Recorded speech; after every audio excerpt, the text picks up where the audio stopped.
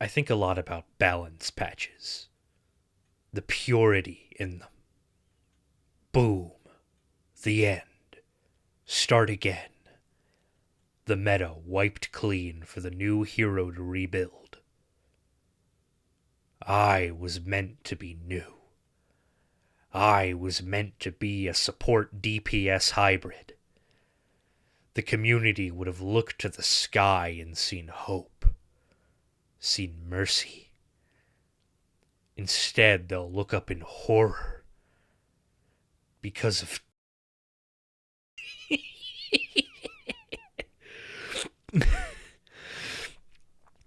you, NetEase, are my meteor, my swift and terrible developers, and the meta will crack with the weight of your failure.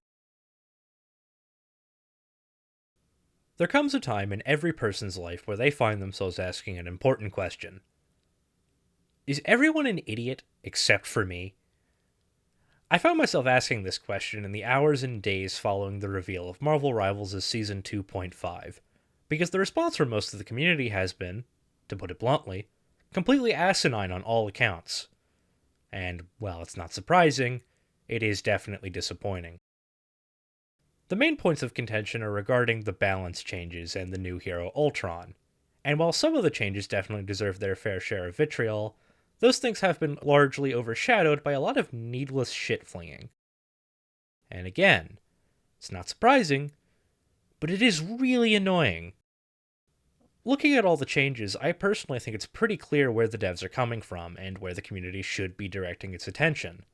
And that brings me to the ever-important question. Is everybody an idiot except for me? No, obviously not that silly. But having thought about it, I do think most people lack a certain perspective. See, I've been playing hero shooters for nearly my entire life.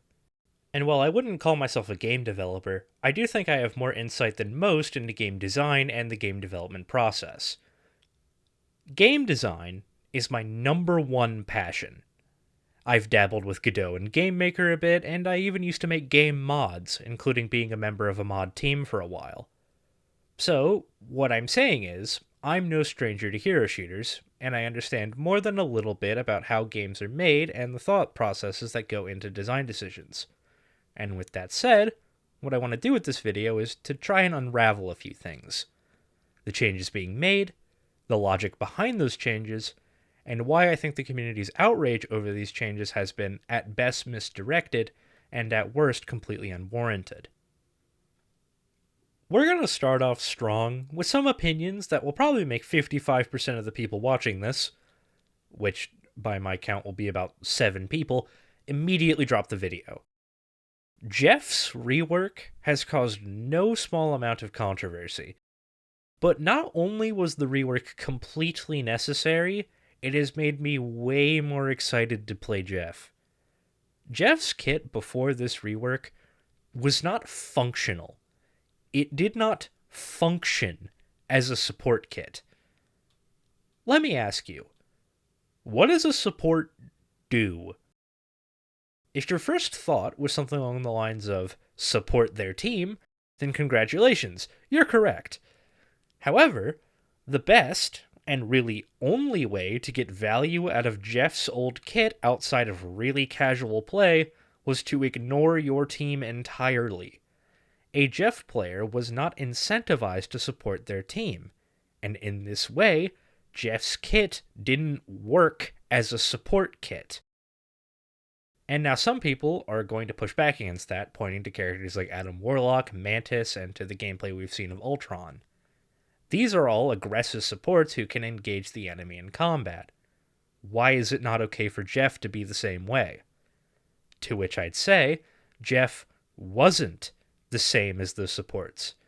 Jeff didn't play as an aggressive offensive support like Adam Warlock, Mantis, or like what we've seen from Ultron. Jeff played like a flanking DPS. Jeff would not use any of his abilities to try and support his team, which is not the case for Adam, Mantis, and Ultron. Mantis's entire kit is more or less entirely built around damage boosting her teammates to enable them better to push.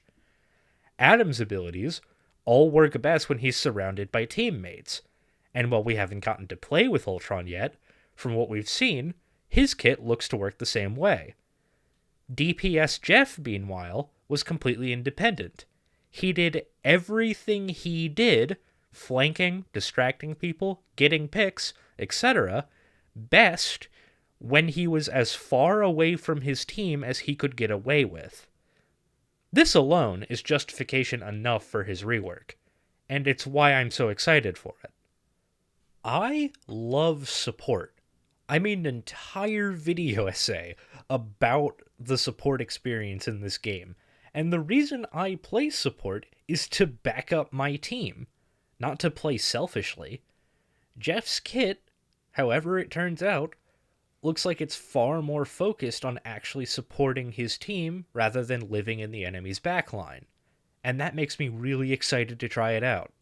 That said, Jeff wasn't merely not supporting his team. He was also actually just impossible for most players to deal with. DPS Jeff was a playstyle where Jeff would use his abundant self-healing, a tiny hitbox that he could maintain indefinitely, high speed, and his really solid damage to endlessly harass the enemy's backline. Without a coordinated effort by multiple people, Jeff would have no trouble spending all of his time in the enemy team's flanks. However, that level of coordination is more or less impossible for an average group of players to achieve. And that actually kind of brings me to my next topic. Many people have complained about the nerfs to dive that were announced in Season 2.5. High mobility flankers are really fun for a lot of people, and it seems like the devs just don't want that to be a dominant strategy. Well, that's because they don't. The devs don't want dive to be too strong, because what the devs have been prioritizing is the casual player experience. I want you to imagine real quick the average Marvel Rivals player, and specifically, I want you to imagine how good they are at the game. Now, you probably imagined someone you think is of low skill, right? Well, however bad you imagined them to be, the average player is actually way worse than that. If you're watching a video essay about Marvel Rivals, then I have no doubt you have a warped perspective on what the average person's skill level looks like. I think it's safe to assume most of you watching play this game a lot, several times a week, probably for hours at a time, and that's why you're interested enough to watch a video like this. But while this seems normal to you and I, the average person does not engage with video games like this. A lot of people only play for a little bit after work, or even only on their days off. So what I'm saying is, for those of us who play this game a lot and have a clear grasp of its mechanics, a dive character like Captain America or an Iron Fist or even a DPS Jeff is annoying, but not that big a deal. Speaking as a Cloak and Dagger player, I am very comfortable with just dropping a healing bubble at my feet and ignoring whatever diver tries to run up on me until they go away. And I'm sure a lot of you have developed your own strategies for how to escape from divers on your mains. Or at the very least, everyone has their preferred characters to swap to if dive is becoming a problem. But the average player, that's Mr. 9 to 5 and misses only games on the weekends, don't have the same level of understanding that we do. Mr. 9 to 5 doesn't think about the game hard enough to want to strategize that much. Misses only games on the etc. doesn't want to swap off the character she likes playing, and neither of them care enough to learn because this is just something they do to relax in their free time. And these people aren't a minority in the game's community. These people make up a very large chunk of the player base, perhaps even most of the player base. So NetEase isn't nerfing dive because they hate fun or whatever. They're doing it because if dive is too good, it pushes a large portion of their player base away. Dive, as a playstyle, is overwhelming and frustrating for these lower skill, more casual players to deal with. And NetEase doesn't want the heart of its player base to get frustrated and leave. I mean, look at all the doom posting over Rivals' declining player counts. Obviously, nobody can know for sure why this decrease is happening, but one theory that's certainly as good as any other is that dive characters like Iron Fist, Cap, and even DPS Jeff became way more popular, and more casual players didn't care enough to adapt. NetEase isn't expecting these players to care enough to learn how to counter a competent dive player, and frankly, neither should anybody else. And NetEase wants a healthy player count, so they killed dive. Or did they? Because this actually kind of helps me jump off into another point. Did they kill dive? Because I don't know if they did. And to put it bluntly, you don't know either. Let me tell you a story. Back in Season 0, Wolverine was widely regarded as one of the worst characters in the game. People thought he was unplayable. Also in Season 0, and this was less people, but it was still a thing, people thought Black Widow was going to be a scary meta character. Or, at the very least, people thought she was going to be pretty damn decent. But as we know, these people were wrong. For a while, Wolverine was a top 3 DPS in the game, and he's still very good. And Black Widow, meanwhile, is widely regarded as being one of the worst characters in the game. See, it was Season 0, and nobody knew anything yet. People were working off of little to no experience, and a lot of assumptions people made turned out to be wrong. As the season dragged on, and we eventually transitioned into Season 1, everyone's understanding evolved because we all got more experience with the game's characters. That's what the community is doing right now, just again and slightly different. Assuming Dive is going to be dead, assuming Jeff's rework or Thor's rework are hard nerfs, it's all foolish. Until we get our hands on the changes and play with them ourselves, and not just clickbaiting streamers, I'm talking about the actual audience of the game, any declarations made about the results of these changes are useless. We do not know how Jeff's rework is going to play. We haven't had days and weeks to pick it apart, find his strengths and weaknesses, and figure out where and when he works. The same is true for the Thor rework and for Ultron. We don't know how these changes are gonna play. And we don't know how best to play Ultron either. The game's meta isn't this predetermined thing. Neither the developers nor the players know what the meta is going to be until they discover it. And meta is discovered by normal players experimenting to see what works. So is Dive dead? It's impossible to say. Is Penny Parker broken thanks to her new team-up with Rocket? Is Spider-Man dead thanks to the loss of the team-up with Venom? Is Ultron going to be the worst support in the game? We don't know the answers to any of these questions any more than we knew how good anyone was in Season 0. So being alarmist about them is pointless.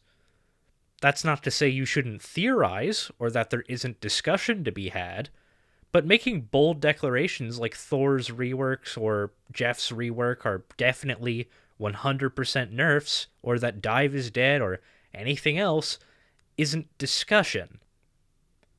And now we get to the real reason I'm making this video. Everybody has been so caught up in stuff like the Jeff rework and the Thor changes and Ultron that the most important thing, and the thing most worth discussing, has slipped under the radar for the most part. Hela and Hawkeye are being buffed again. Hela, ever since Season 0, has been a top 3 DPS in the game, and that isn't up for debate. And while Hawkeye doesn't enjoy that same lofty status, most everyone agrees that a good Hawkeye is oppressive and just not fun to deal with. And yes, I agree that these changes are stupid, but the fact of the matter is, they're happening. So the discussion to be had is, why are these changes being made? Why does NetEase think they should be buffed? And no, I don't think the devs are knowingly trying to force a poke meta, as some people have been saying. Again, we don't know if dive is actually gutted as a strategy. It's impossible, even for the devs, to try and determine the meta before we get our hands on it. And at this point, after TF2, Overwatch, Paladins, and a dozen other hero shooters in competitive games, I think developers know better than to try and force a game's meta. So what's the reason? Well, there are a few. For one, and this is a hard truth about all game development, game developers do not play their own games. They just don't. Not any more than a musician listens to their own music or a painter looks at their own works. Not in the same way their audience does, anyway. The devs don't have the same understanding of the game's characters that we do. What they have are numbers, data, and intentions. The developers have seen Hela and Hawkeye's pick rates and ban rates decline as the game has gone on. Of course, this isn't because Hela and Hawkeye aren't good. This is because players just haven't been playing them in the same way they were in Season 0 and early Season 1. The meta evolved, and Hela and Hawkeye struggled to find a niche. Now, again, we know that this doesn't mean Hela and Hawkeye are bad, but the developers don't. The only thing they see are the numbers not looking as scary as they once did. And remember when I talked about the devs catering towards casual players? See, among casual and lower skill players, Hawkeye and Hela are played even less, and the devs don't know why this is. I mean, plenty of people seem to like Hela and Hawkeye as characters, right? So why do our more casual fans not want to play as them? Well, maybe they need to be buffed in order to become more attractive to those lower skill players. And of course, we as players know of a variety of reasons why lower skill and more casual players don't want to play Hela and Hawkeye. For one, they're extremely skill intensive, which drives lower skill players away. For two, they're fucking boring and I'm tired of pretending they aren't. Hawkeye used to be a punchline because he was an Avenger despite the fact that he was just some guy with a bow and arrow. People thought he was boring, and he was the subject of constant jokes and ridicule. And while the meme has died down considerably, those feelings never went away. Hawkeye, to a lot of people, is still just some guy with a bow and arrow, and nobody wants to play as him when the alternatives are all way more interesting to a casual fan. Hela, meanwhile, is most well known from her appearance in the MCU, where her most defining traits were being edgy and looking pretty with her hair down. And to top it all off, both of these characters are extremely dull to play.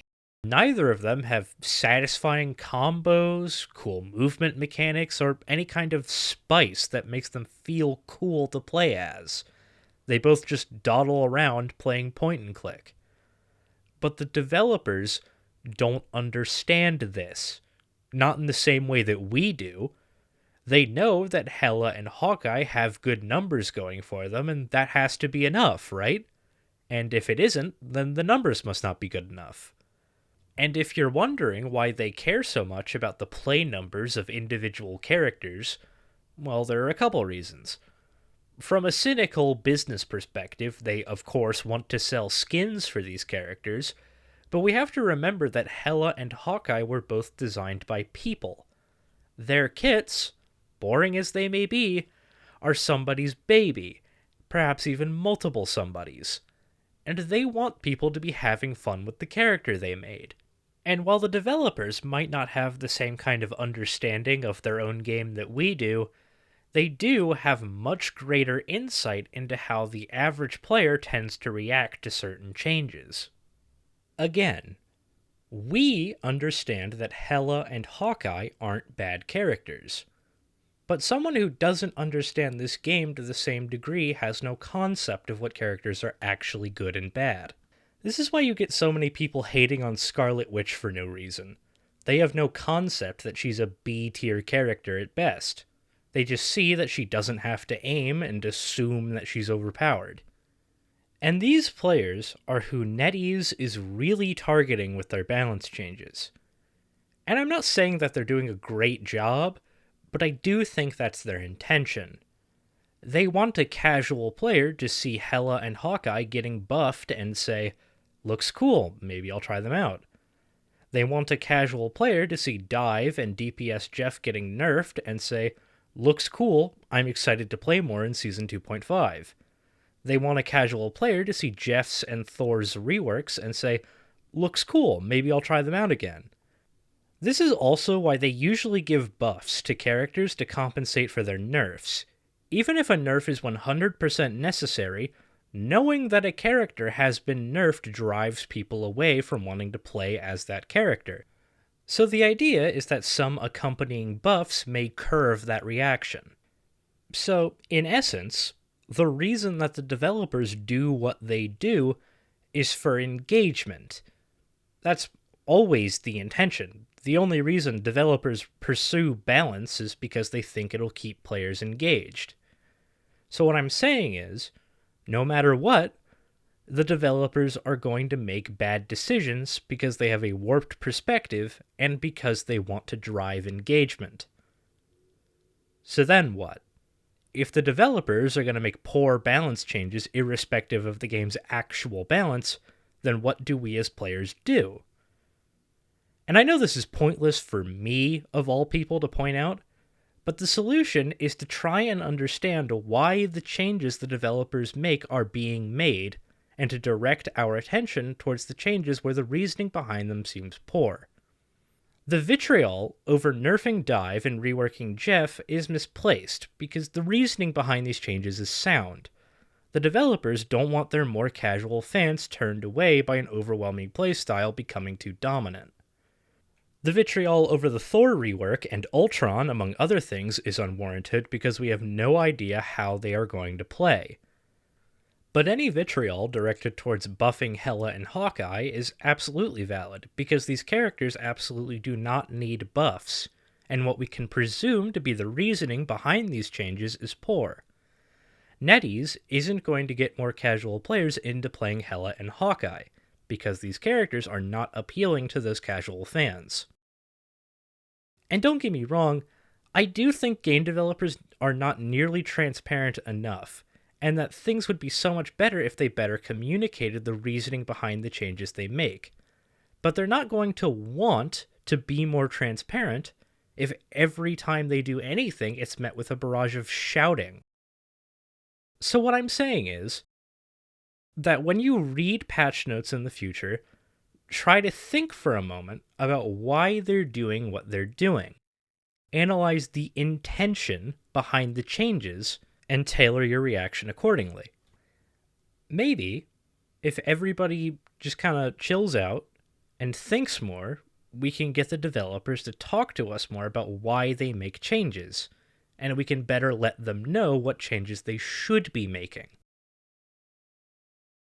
Until then, well, enjoy shit flinging, I guess.